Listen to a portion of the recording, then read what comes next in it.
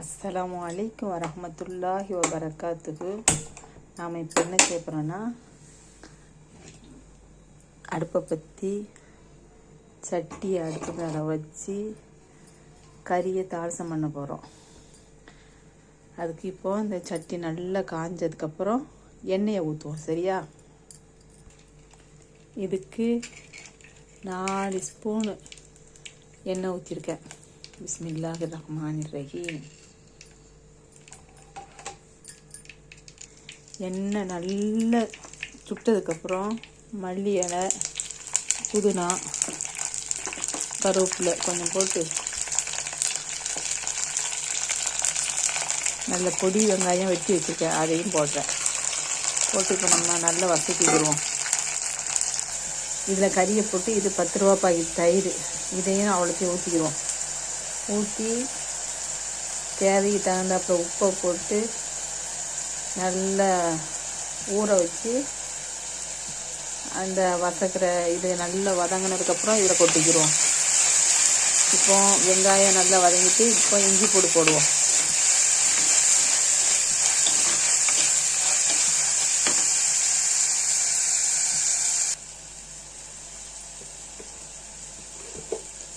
உப்பு தேவைக்கு போட்டுக்கோங்க.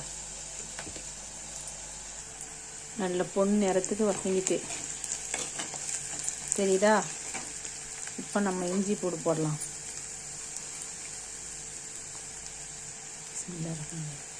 2 ஸ்பூன் இஞ்சி பூண்டு போடலாம்.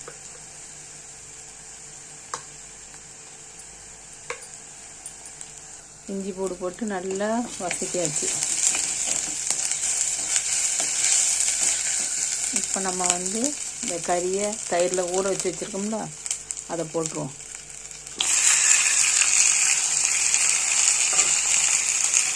தக்காளிலாம் போடலை, தயிர், உப்பு தான், மஞ்சள் தான் போட்டிருக்கேன்.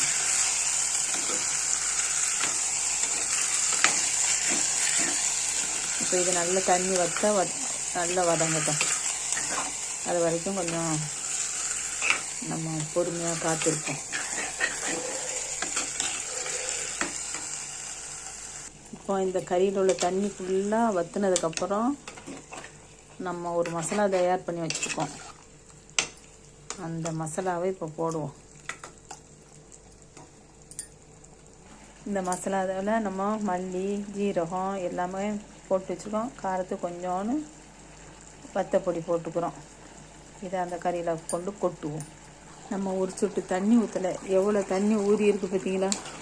இவ்வளோ தண்ணியை நல்லா வற்றணும். அப்போ தான் இந்த கறியில் மொச்ச நாற்றம் அடிக்காது. இப்போ உள்ள கோழி கறியில் என்னன்னே தெரியல, மொச்ச நாற்றமாக அடிக்குது. இது அவ்வளோத்தையும் வற்ற வச்சு நம்ம மசாலாலாம் போட்டோன்னா அந்த வாடை வராது. கறி சாப்பிட டேஸ்ட்டாக இருக்கும். இதை நல்லா வற்ற வச்சிடணும். அதுக்கப்புறம் தான் நம்ம போடக்கூடிய மசாலா தூளெல்லாம் போடணும். இப்போ தண்ணி வற்றிட்டு நம்ம எடுத்து வச்சுக்கிற மசாலா தூளை போடுவோம். போட்டு நல்லா கிளறிப்போம். அப்படி நல்லா வேகட்டும்.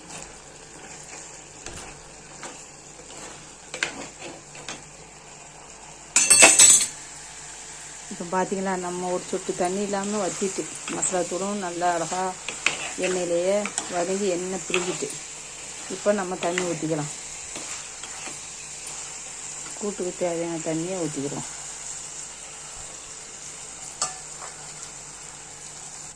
இதை நீங்கள் இப்படி நல்லா வற்ற வச்சு பருப்பு கடைஞ்சி இதை வச்சு சாப்பிட்டாலும் நல்லா டேஸ்ட்டாக இருக்கும்.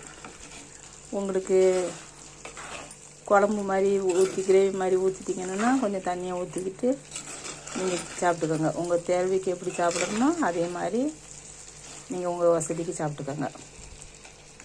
அவ்வளோதான், கறி வெந்துடுச்சு. நம்ம இறக்க போகிறோம். இந்த வீடியோ பிடிச்சிருந்தா லைக் பண்ணுங்கள், ஷேர் பண்ணுங்கள், சப்ஸ்கிரைப் பண்ணுங்கள். 5 ஸ்டார் சேனலுக்கு ஆதரவு கொடுங்க. அஸ்ஸலாமு அலைக்கும் வரஹ்மத்துல்லாஹி வபரகாத்துஹு.